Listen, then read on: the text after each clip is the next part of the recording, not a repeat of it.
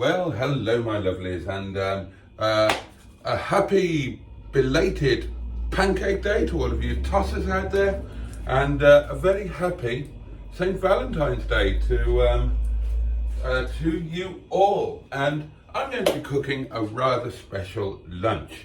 But before I forget, I have to say a massive thank you to the lovely Neil and Sophie for buying me a nice piece of steak, and also a massive thank you to Jimmy Quinn for buying me a bottle of wine for tonight. Incredibly kind of you, thank you very much. Now then, as I've got a nice piece of steak, let's show it to you. Nice bit of fillet there, pound of fillet, pound you bloody don't, mate. I thought that I would make a nice and simple steak and chips with an au poivre sauce, and I'm going to do it in a very kind of cheaty way, just to show that you can make a dish at home for a fraction of what you would pay in a restaurant, and because you know what you're doing, it will be better. So first thing we're going to do are the chips, and to make chips you will need one of these. This is known as an potato. You will also need to do some washing up if you're anything like me. Bloody hell, I still haven't caught up with the chaos from the weekend and whatnot and the ghastly aftermath. Anybody remember that, the advert with Joanna Lumley for Fairy Liquid? I love entertaining, but I hate the ghastly aftermath. Bit like pottering, really, isn't it? She could do an advert for that. I love pottering, but I hate the ghastly aftermath. Yeah, so you are going to need a potato. And the way I'm going to do this is, we've had the debate about air fryers. No such thing as an air fryer, my lovelies. An air fryer is a small convection oven where the heat is rapidly dissipated by the constrained size of the device, plus quite possibly a fan. So no such thing as air frying. Small oven, well, we've got one of those. We've got it over there. You've seen it a million times. So we're going to make air fried chips, which are of course not air fried at all, because air can't fry anything. Spoiler alert. So first up, we're going to take our potato pound, give it a wash.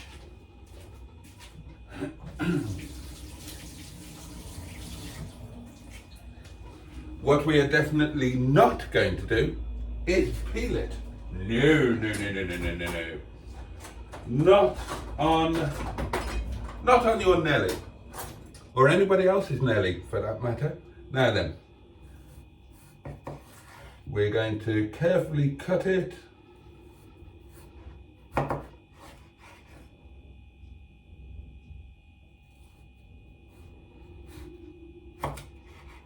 Like so that we've got that kind of thickness. And then we will simply, we will go 1, 2, 3, 1, 2, 3,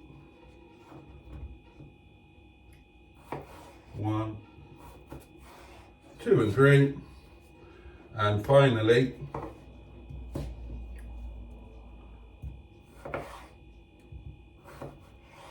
1, 2 and 3. Now as you're doing that, you will find that the potato is quite starchy. So the next thing we're going to do is we are going to rinse the potato under moist, cold, running water. Oh yes.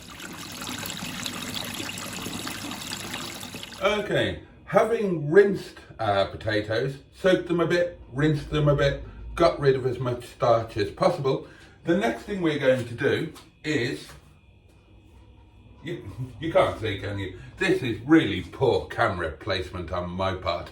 I mean, I could try whizzing you around. Oh, well, you can kind of see. You're just going to have to squint. But, so we've got our chips in a pot, in cold water, and we're going to apply some heat, and we're going to parboil them. Now, at this point, you might well be thinking, Boaty, bless your blistered buttocks, I don't have a parboiler. I've got a combi boiler. Right, well, let me help you out there, darlings. Parboil simply means it's a corruption of the two words part boil. All right, that's all it means. So all we're going to do is we're going to boil our potatoes, or our chipped potatoes, or our chips, but we're not going to boil them all the way to fully cooked, basically. That's what we're not going to do. So we've got our chips in some moist water, we've applied some heat, and we're going to boil the buggers up a bit. Now then, don't forget to take your steak out of the fridge well in advance, my lovelies. Remember, you can never cook a steak from refrigerated. It has to be fully at room temperature. Okay, well, our chips are parboiling away. Our steak is resting and coming up to ambient room temperature. Our next little job, we take our roasting or baking tray, we add some oil, and I'm going for mild and light olive oil. Now it's nice and oh, there we go. Nice and healthy. And then we're going to season that oil with Percival pepper,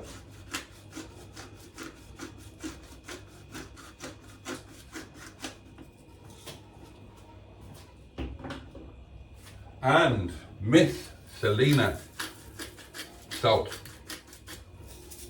And then we're going to get that tray plus oil nice and hot by putting it in the oven.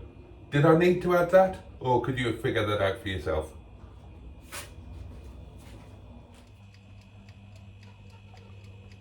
Okay, well, I think the chips have been parboiling for long enough now.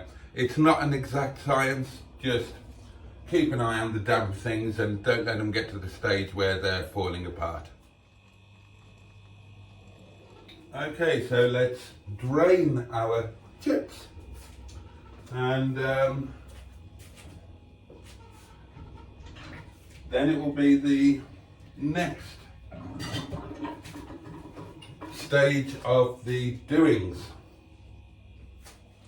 Forgive the technical term.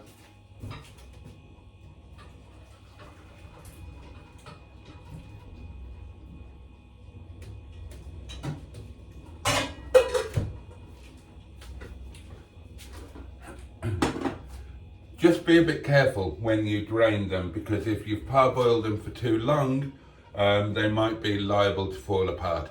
Leaving the skin on will actually help with the chip staying formed, as well as adding taste and fibre. Okay, so drain the chips, we get our baking tray out of oven.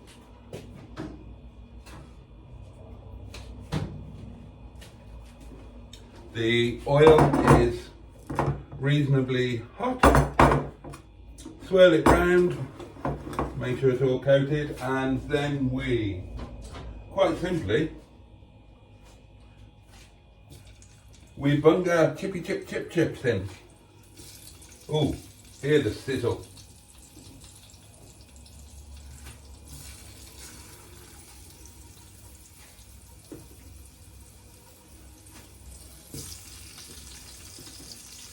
Again, just be a little bit careful with them in case you've overboiled them and they're a tad delicate.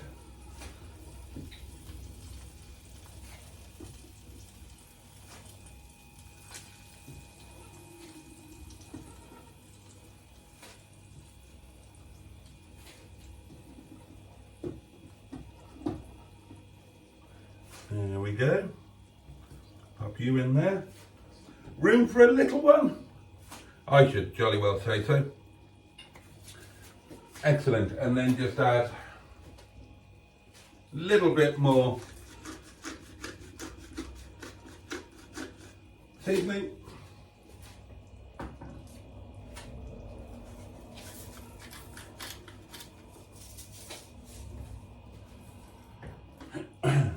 And then pop these into the oven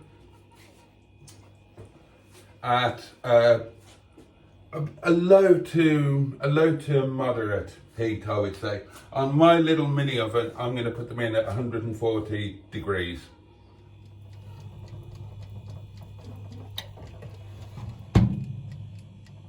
Okay, darling. Oh, God.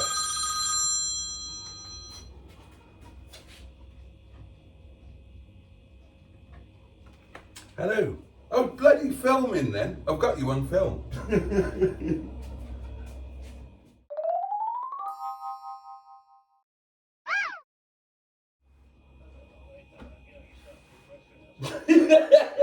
Well, fuck off then and I'll get on with my lunch.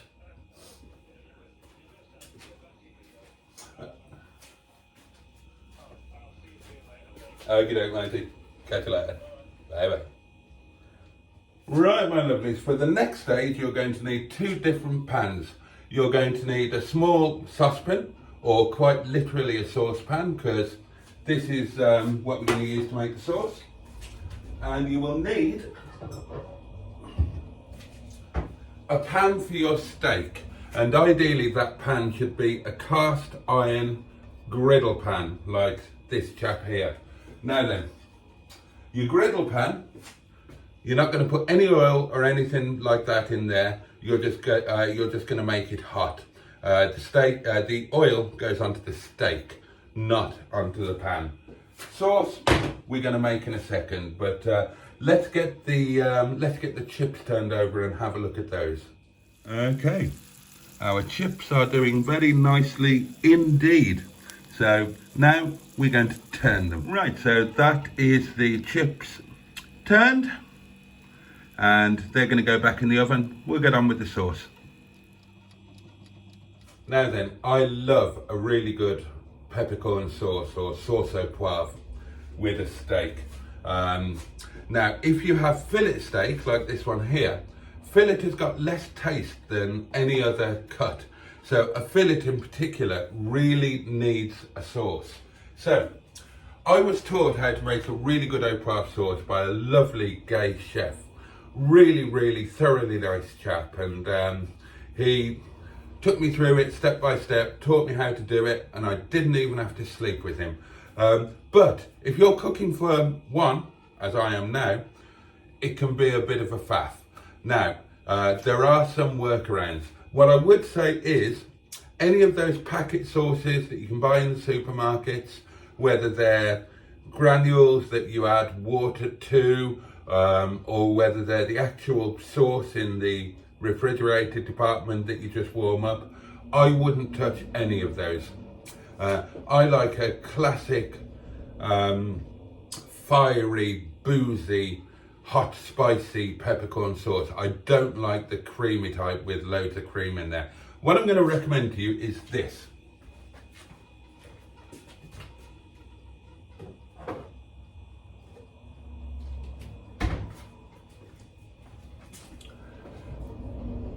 This is a commercial pepper sauce base.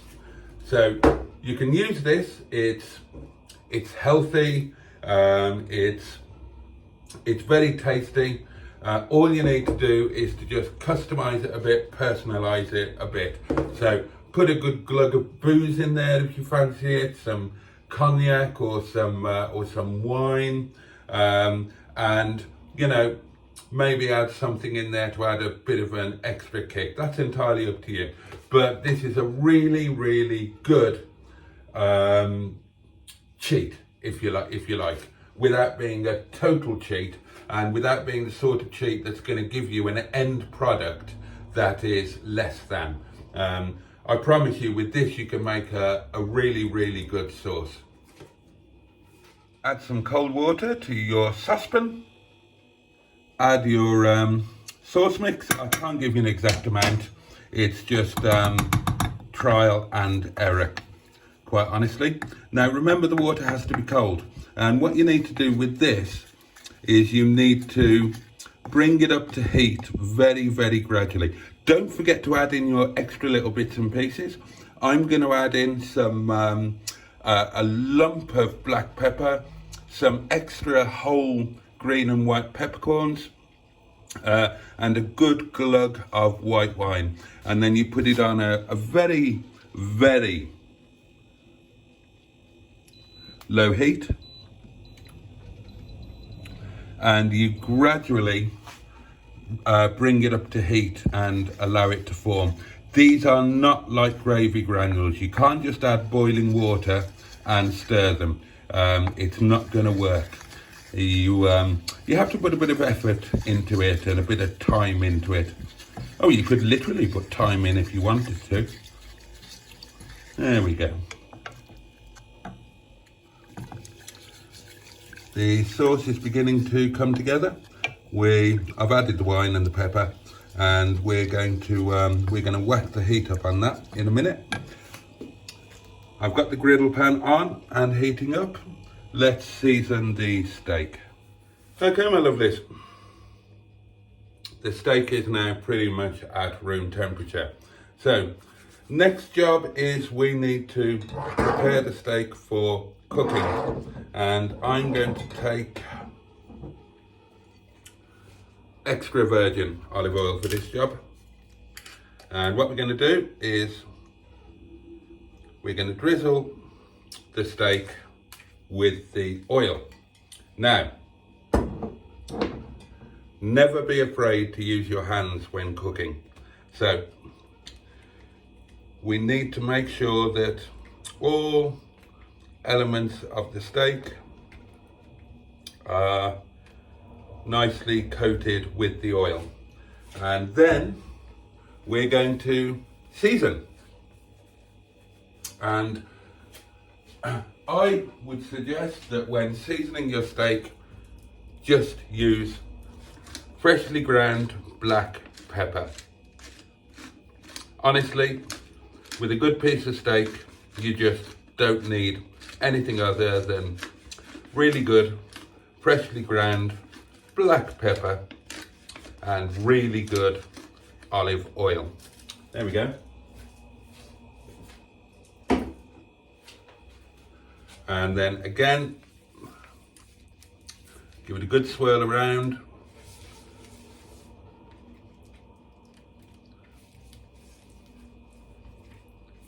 Excellent. Okay, that's ready to go into the pan.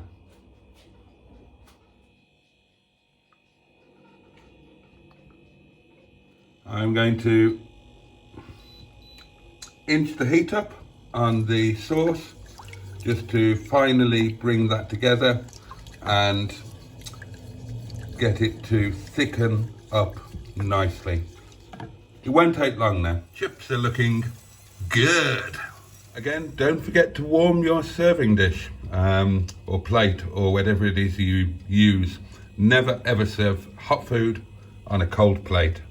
Okay, my lovelies, the sauce is thickening beautifully and becoming nice and glossy. I've tasted it, tastes fantastic. Now, let's get our steak on.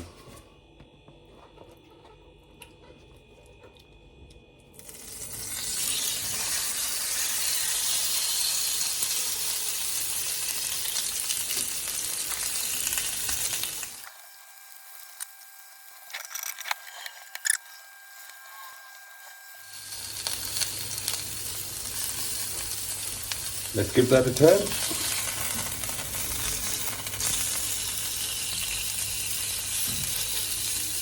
Beautiful.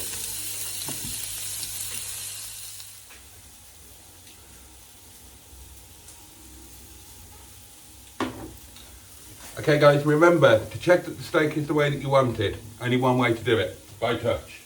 Look, press it in various areas. Now, what you're looking for is this. Hold your hand like that, relaxed. Press that area there. Steak feels like that, rare. Medium rare, medium, medium well. That's well done. Sauce is looking amazing.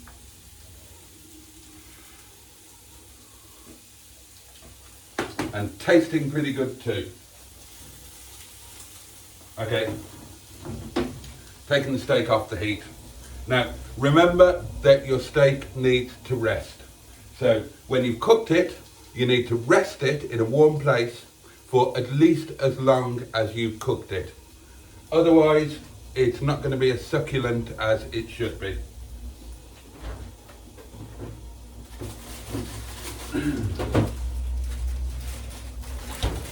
Add some salad leaves to your plate. Doesn't get any easier than this. Sainsbury's salad, reduced. Now this is one of my favourites. My favourite ready done salads. Let's be generous. Salad is good for you. Take our steak off the hot pan. Put that there to rest. And I'm pretty sure that's going to be absolutely perfect. Plate up your beautiful air-fried homemade chips.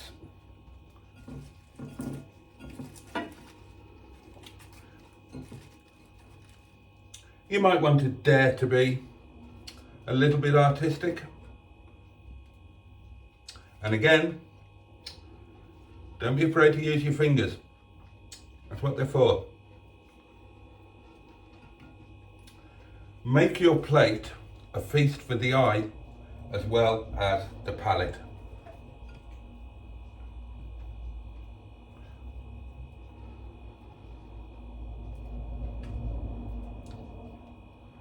These chips look amazing. There we go.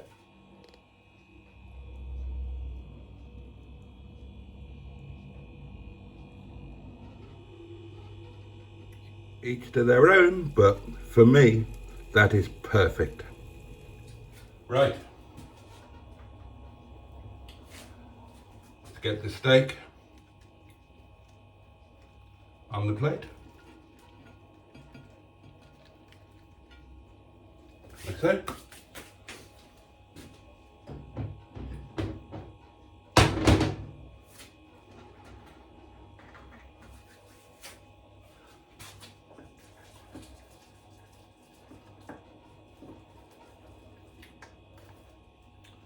And last but by no means least,